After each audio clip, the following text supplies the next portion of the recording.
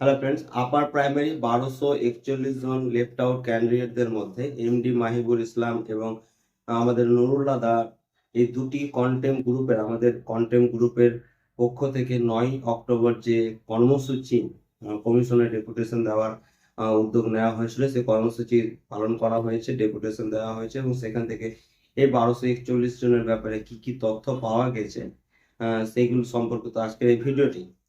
প্রথমে বলে, আমাদের যে উদ্যোগটা নেওয়া হয়েছিল ইমেল কর্মসূচি এবং 1241 জনের নিয়োগ প্রক্রিয়া যাতে 20 তারিখের মধ্যে সম্পূর্ণ হয়, তার জন্য একটি ডেপুটেশন কর্মসূচি। সেই ডেপুটেশনে আমাদের দুটি গ্রুপের প্রায় 40 জন মতো চাকরি প্রার্থী উপস্থিত হয়েছিলেন এবং প্রত্যেকে নিজে লাইনে দাঁড়িয়ে যথারীতিভাবে সিস্টেমেটিক ওয়েতে নিজের নিজের অ্যাপ্লিকেশন ডেপুটেশন আকারে জমা দিয়েছেন এবং সেখানে বাই ফোন কমিশনের চেয়ারম্যানের সাথে আমাদের মেন পিটিশনার এমডি মাহিবুল ইসলাম দ্বারা কথা বলেছেন এবং যে তথ্যগুলো জানা গেছে সেটা হচ্ছে যে কমিশন যথেষ্ট অ্যাক্টিভ রয়েছেন। 20 নভেম্বরের মধ্যে আমাদের নিয়োগ প্রক্রিয়া, কাউন্সিলিং, জয়নিং এসব যাতে সম্পন্ন হয় তার জন্য এখনো পর্যন্ত 2 থেকে 3টি ডিস্ট্রিক্টের নতুন ভ্যাকান্সি লিস্ট আসেনি। ম্যাচিং ভ্যাকান্সির প্রবলেম রয়েছে, যেগুলো চলে এলেই আমাদের কাউন্সিলিং এর নোটিশ চলে আসবে এবং নিয়োগ প্রক্রিয়া সম্পন্ন হবে। তো এই বিষয়ে কমিশন যথেষ্ট সচেতন রয়েছে। এইসব তথ্যগুলো পাওয়া গেছে, মৌখিক তথ্য পাওয়া গেছে।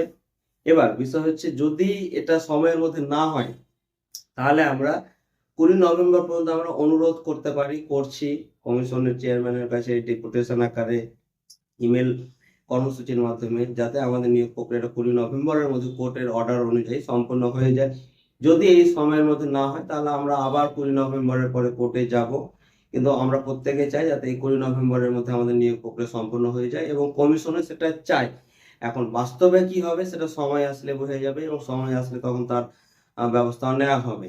নেওয়া হয়েছিল ইমেল কর্মসূচি এবং ডেপুটেশন কর্মসূচি এবং সেই দুটি কর্মসূচি আমরা রীতিমতো পালন করেছি এবং সেখান থেকে যে নিউজ গুলো পাওয়া গেছে সেগুলো আপাতত আমাদের মনে হচ্ছে যথেষ্ট পজিটিভ নিউজ।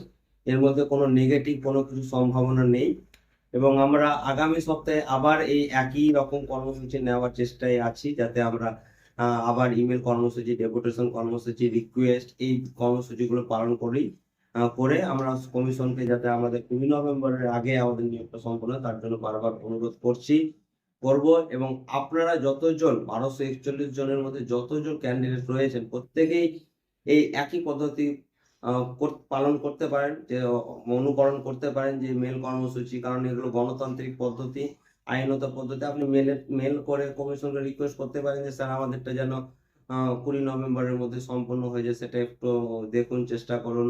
এরকম মেল কর্মসূচি আপনারা সকলেই করতে পারেন। ধন্যবাদ।